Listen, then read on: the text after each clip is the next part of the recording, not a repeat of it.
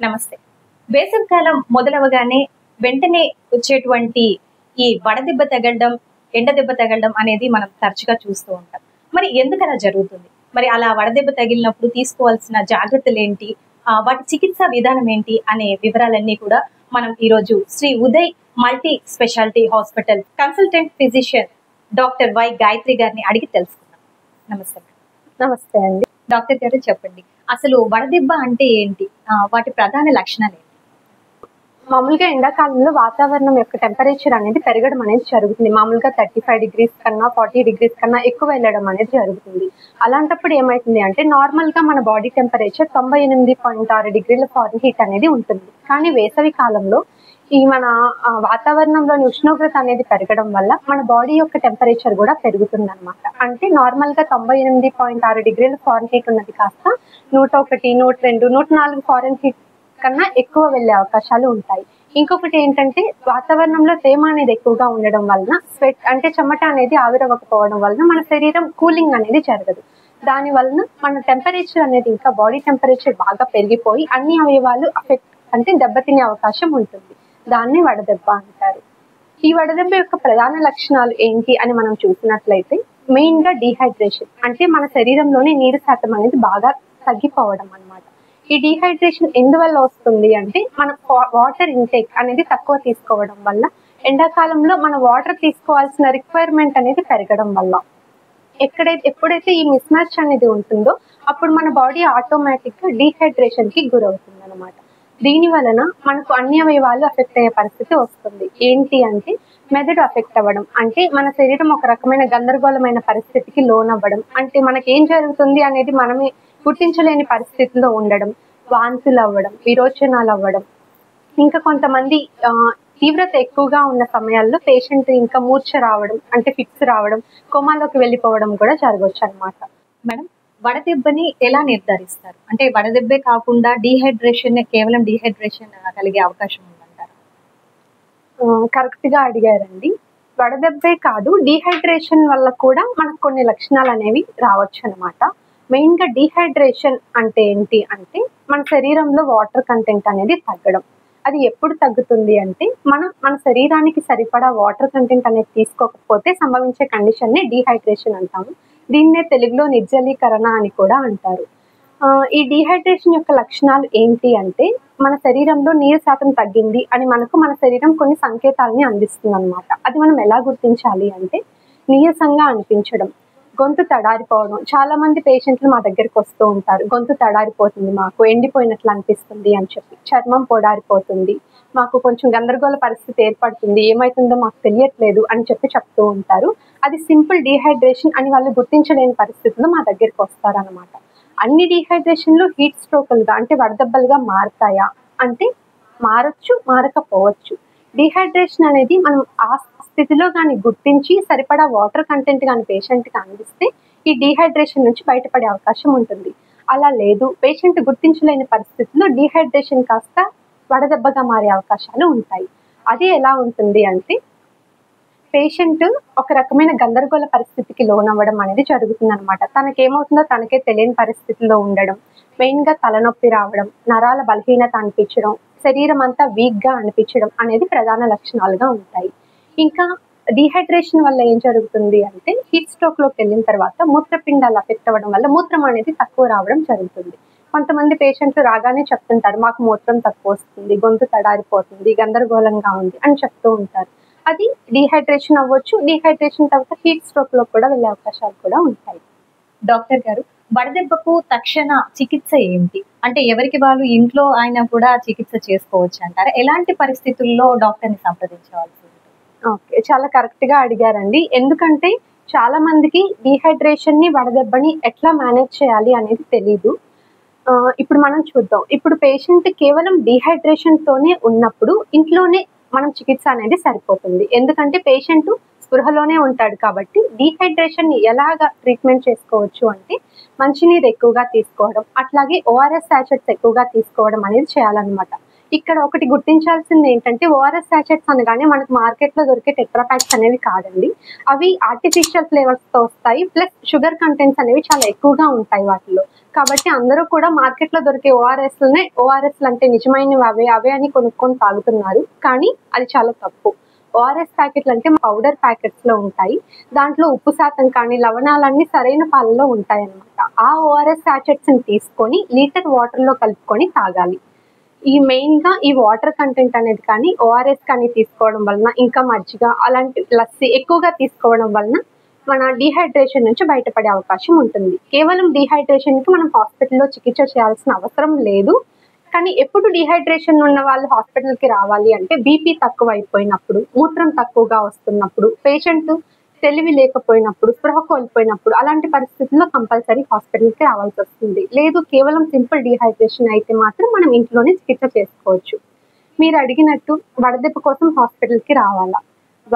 Dehydration వడదెబ్బగా మారింది అంటే compulsory hospital కి రావాల్సిందే అండి. ఎందుకు అంటే వడదెబ్బ అనేది చాలా తీవ్రమైన జబ్బు అన్నమాట. వడదెబ్బని మనం ఎట్లా గుర్తించాలి అంటే ఆల్రెడీ ఇందాక మనం మాట్లాడుకున్నాము. వడదెబ్బ వలన ప్రతి అవయవము అఫెక్ట్ అయ్యే అవకాశం ఉంటుందండి. ఫస్ట్ మనం పైనుంచి తీసుకుంటే కనుక మెదడు అఫెక్ట్ అయ్యే అవకాశం ఉంటుంది. మెదడు ఎందుకు అఫెక్ట్ అవుతుంది అంటే మన బాడీలో వాటర్ కంటెంట్ అనేది తగ్గినప్పుడు మన మెదడుకి సరఫరా అయ్యే రక్తం లెవెల్స్ అనేవి కూడా తగ్గుతాయి. దాని వలన ఒక రకమైన ఆందోళన పరిస్థితికి, గందరగోళ పరిస్థితికి పేషెంట్ గురవ్వడం అనేది జరుగుతుంది. తను ఏం చేస్తున్నాడో తనే తెలియకపోవడము, తలనొప్పి రావడము, అట్లానే గుండె వేగంగా కొట్టుకోవడము, వాంతులు, విరోచనాలు, నీరసము, నరాల బలహీనత లాగా అనిపించడం అనేది జరుగుతుంది. ఇవన్నీ మనం ఇంట్లో మేనేజ్ చేయడం అనేది చాలా కష్టమైన పరిస్థితి. ఇంకా చాలా మంది జ్వరం అని కూడా వస్తూ ఉంటారు. అన్ని జ్వరాలు ఇన్ఫెక్షన్ కాదండి. కొన్ని జ్వరాలు వడదెబ్బ కూడా అయ్యే అవకాశాలు ఉంటాయి. కాబట్టి మీరు ఏది ఇన్ఫెక్షన్ వల్ల వచ్చే జ్వరమో, ఏది వడదెబ్బ వల్ల వచ్చే జ్వరమో డిఫరెన్షియేట్ చేసుకోవాలి అంటే కంపల్సరీ వైద్యుల్ని సంప్రదించాల్సిన అవసరం ఉంది. డాక్టర్ గారు, వడదెబ్బ వల్ల కలిగే కొన్ని ప్రమాదకర సమస్యలు ఏంటి? వడదెబ్బ అనేది ప్రాణాంతకమా? అవునండి. వడదెబ్బ అనేది ఖచ్చితంగా ప్రాణాంతకమే. ఎప్పుడు అంటే మనం సకాలంలో ట్రీట్మెంట్ తీసుకోకపోతే. ఎందుకు ప్రాణాంతకము అంటే ఆల్రెడీ ఇందాక నేను వివరించినట్టు డీహైడ్రేషన్ కాస్త వడదెబ్బగా మారే అవకాశాలు ఉంటాయి. అప్పుడు మన శరీరంలోని వాటర్ కంటెంట్ అనేది ఆల్రెడీ తగ్గిపోయి ఉంటుంది. దానివల్ల అన్ని అవయవాలకి బ్లడ్ సప్లై అనేది తగ్గే అవకాశం ఉంటుంది. దానివల్ల మెదడు, గుండె, ఊపిరితిత్తులు, కిడ్నీ, లివర్ ఇలా ప్రతి అవయవం అఫెక్ట్ అయ్యే అవకాశం ఉంటుంది. ఎందుకు అఫెక్ట్ అవుతాయి అంటే మొదటిగా రక్తం సరఫరా అనేది తక్కువ అవ్వడం వల్ల. రెండొక కారణం ఏంటి అంటే ఈ హీట్ స్ట్రోక్ వడదెబ్బ వల్ల ఫీవర్ ఎక్కువైపోయి అంటే జ్వరం ఎక్కువైపోయి మన కండరాలు కరిగే అవకాశం ఉంటుంది. అలా కరగడం వల్ల విష పదార్థాలు అనేవి మన బ్లడ్ లోకి విడుదలవ్వడం అనేది జరుగుతుంది. ఈ విడుదలైన విష పదార్థాలు యాసిడ్ లెవెల్స్ అంటారు వీటిని. ఈ పెరిగిపోయిన యాసిడ్ లెవెల్స్ మన శరీరంలో ప్రతి అవయవాన్ని అఫెక్ట్ చేసే అవకాశం ఉంటుంది. దానివల్ల మెదడు పనితీరు తగ్గడం, గుండె పనితీరు తగ్గడం, లివర్ పనితీరు తగ్గడం, మూత్రపిండాలు అఫెక్ట్ అవ్వడం, దానివల్ల మూత్రం సరిగ్గా రాకపోవడం అనేది జరుగుతుంది. ఇంకా మనకు ఊపిరితిత్తులు అఫెక్ట్ అవ్వడం వల్ల ఆయాసం లాగా అనిపించడం, ఇలా ప్రతి అవయవము అఫెక్ట్ అయ్యే అవకాశం ఉంది. కాబట్టి ఇది ఖచ్చితంగా ప్రాణాంతకం అనే చెప్పొచ్చు. అందుకనే ఖచ్చితంగా సకాలంలో ట్రీట్మెంట్ తీసుకోవాల్సిన అవసరం ఎంతైనా ఉంది. డాక్టర్ గారు, షుగర్ వ్యాధి ఉన్న వాళ్ళకి వడదెబ్బ తగిలితే తీవ్రత ఎక్కువగా ఉంటుందంటారు, నిజమేనా? తప్పకుండా అండి. ఎందుకు అంటే మామూలు వాళ్ళతో పోలిస్తే మధుమేహం అనగా షుగర్ ఉన్న వాళ్ళకి వడదెబ్బ కొట్టే అవకాశాలు ఎక్కువగా ఉంటాయి. ఎందుకు అంటే ఆల్రెడీ షుగర్ పేషెంట్లు అంటే షుగర్ ఉన్న వాళ్ళకి నరాలు అనేవి దెబ్బతినే అవకాశం ఎక్కువగా ఉంటాయి. చేతుల్లో కానీ కాళ్ళలో కానీ ఉన్న వాటిని పెరిఫెరల్ నర్వ్స్ అంటారండి. ఈ నరాలు షుగర్ కంట్రోల్లో లేకపోతే దెబ్బతినే అవకాశాలు ఉండడం వల్ల ఏమవుతుంది అంటే వీళ్ళకి చెమట తయారు చేయడం అనే వ్యవస్థ అనేది కొంచెం దెబ్బతినే అవకాశం ఉంటుంది. దానివల్ల ఎఫెక్టివ్గా చెమట ప్రొడ్యూస్ అవ్వకపోవడం వల్ల శరీరం అనేది చల్లబడదు ఒకటి. ఇంకొకటి ఏంటి అంటే షుగర్ కంటెంట్ అనే మన రక్తంలో షుగర్ స్థాయిలో ఎక్కువగా ఉంటే ఏమవుతుందంటే ఎక్కువ మూత్ర విసర్జన చేయాల్సిన అవసరం వస్తుంది. దానివల్ల ఏమవుతుందంటే ఇంకా డిహైడ్రేషన్ అనేది ఎక్కువ జరుగుతుంది. దీనివల్ల మామూలు వాళ్ళకన్నా కూడా షుగర్ వ్యాధి ఉన్న వాళ్ళు డిహైడ్రేషన్ బారిన కానీ వడదెబ్బ బారిన కానీ పడే అవకాశాలు చాలా ఎక్కువగా ఉంటాయి. డాక్టర్ గారు, వేసవికాలం అనగానే ముందుగా అందరూ కూడా ఎక్కువగా చల్లటి వాటర్ కానీ లేదంటే శీతల పానీయాలు, ఐస్ క్రీమ్స్ ఎక్కువ తీసుకోవడానికి ఇష్టపడుతూ ఉంటారు. మరి అది కరెక్టే అంటారా? అవునండి, మీరు అడిగింది చాలా కరెక్ట్. ఎందుకంటే అందరూ కూడా మా దగ్గరికి వచ్చే పేషెంట్స్ కూడా చాలా మంది చెప్తూ ఉంటారు, మేము వేసవి కాలం కదా మాకు బాగా వేడిగా అనిపిస్తుంది, అందుకని ఊరికే చల్లగా ఐస్ క్రీమ్ తినాలనిపిస్తుంటది, చల్లగా కూల్ డ్రింక్స్ తాగాలనిపిస్తుంటది, మాకు చల్లగా ఏమన్నా తినాలనిపిస్తుంటది, మరి మేము అవి తినొచ్చా అని చెప్పి అడుగుతూ ఉంటారు. ఎప్పుడైనా కూడా చల్లని ఐస్ క్రీమ్స్ కానీ కూల్ డ్రింక్స్ కానీ మన శరీరానికి అంత మంచిది కాదు. ఎందుకంటే వాటిలో షుగర్ కంటెంట్స్ అనేవి చాలా ఎక్కువగా ఉంటాయి. ప్లస్ అవి ఎక్కువసేపు నిల్వ ఉండడానికి ప్రిజర్వేటివ్స్ అనేవి యాడ్ చేయబడి ఉంటాయన్నమాట. కాబట్టి ఇవి తీసుకోవడం వల్ల మన శరీరంలో షుగర్ కంటెంట్ ఇంకా ఎక్కువ పెరిగిపోయి డిహైడ్రేషన్ అయ్యే అవకాశాలు ఉంటాయి. ఇంకొకటి ఏంటంటే మనం కూల్ డ్రింక్స్ తీసుకుంటాం. వాటిలో కెఫీన్ అనేది ఉండడం వల్ల ఏం జరుగుతుందంటే ఇంకా మూత్ర విసర్జన అంటే యూరిన్ అనేది ఎక్కువ వెళ్ళాల్సి వస్తుంది. దీనివల్ల డిహైడ్రేషన్ అనేది ఇంకా పెరిగిపోయే అవకాశం ఉంటుంది. కాబట్టి వీలైనంత వరకు ఇవి అవాయిడ్ చేయడం మంచిది. మరి ఎలాంటి కూల్ డ్రింక్స్ తీసుకోవాలి, ఎలాంటి డ్రింక్స్ తీసుకోవాలి అంటే ఆల్రెడీ ఇందాక నేను చెప్పినట్టు మనం మంచినీరు కానీ, మజ్జిగ కానీ, ఓఆర్ఎస్ ప్యాకెట్స్‌ని వాటర్ బాటిల్స్‌లో కలుపుకొని తాగడం ఇవి చాలా మంచిదండి. కొబ్బరి నీళ్ళు ఇవి తీసుకోవచ్చు. కానీ ఐస్ క్రీమ్స్, కూల్ డ్రింక్స్ అనేవి అంత మంచిదైతే కాదు. డాక్టర్ గారు, ఈ రైతులు కానివ్వండి, ట్రాఫిక్ పోలీస్ కానివ్వండి, ఇలా ఎండలో ఏదైనా వర్క్ చేసే వాళ్ళకి మీరు ఎలాంటి జాగ్రత్తలు సజెస్ట్ చేస్తారు?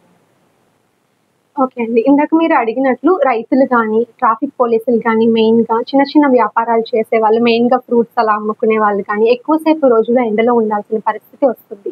అలాంటి వాళ్ళకి మనం ఎండ దెబ్బ అనేది తగలకుండా ఎలాంటి జాగ్రత్తలనేవి తీసుకోవాలి, ఎలా నివారించవచ్చు అంటే మొదటిగా ఒక రోజులో ఎండ తీవ్రత ఎప్పుడు ఎక్కువగా ఉంటుంది అంటే మధ్యాహ్నం 12-3 గంటల వరకు తీవ్రత అనేది ఎక్కువగా ఉంటుంది.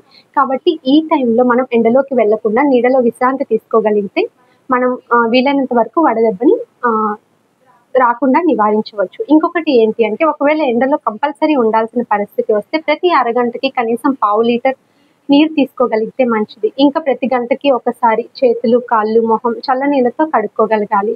ఇంకా మనం ధరించే దుస్తులు ఎలా ఉండాలి అంటే కాటన్ దుస్తులు అయి ఉంటే మంచిది. ఎందుకు అంటే ఎయిర్ ఎక్స్చేంజ్ అనేది మనకు ఫ్రీగా జరుగుతుంది కాబట్టి కాటన్ దుస్తులను ప్రిఫర్ చేయడం అనేది మంచిది. ఇంకా మనకు తల మీద ఎండ పడకుండా టోపీ గానీ, గొడుగు గానీ ధరించగలిగితే అది కూడా మనం ఎండ దెబ్బ నుంచి తప్పించుకోవడానికి సహాయపడుతుంది మనకి. ఇంకా మెయిన్‌గా ఏంటి అంటే ఒకవేళ పేషెంట్ లక్షణాలను గుర్తించగలిగే స్థితిలో ఉంటే అంటే ఆ గందరగోళ పరిస్థితి, వీక్‌నెస్, నీరసంగా అనిపించడము, వాంతులు, విరోచనాలు అవ్వడము, చెమట రాకపోవడము, మూత్రం తక్కువ రావడము ఇలాంటి లక్షణాలు గుర్తించగలిగితే వీలైనంత త్వరగా వైద్యుల సహాయం తీసుకోవడం అనేది మంచిది. సో చూశారు కదండి, వడదెబ్బ తగలకుండా తీసుకోవాల్సిన జాగ్రత్తలు ఏంటి, ఒకవేళ వడదెబ్బ తగిలినా కూడా ఎలాంటి చికిత్సా విధానాలు ఉంటాయి అనేది మనకి డాక్టర్ గాయత్రి గారు చాలా వివరంగా వివరించారు. మరో విషయంతో మళ్ళీ కలుద్దాం. అంతవరకు సెలవు. నమస్కారం. నమస్కారం.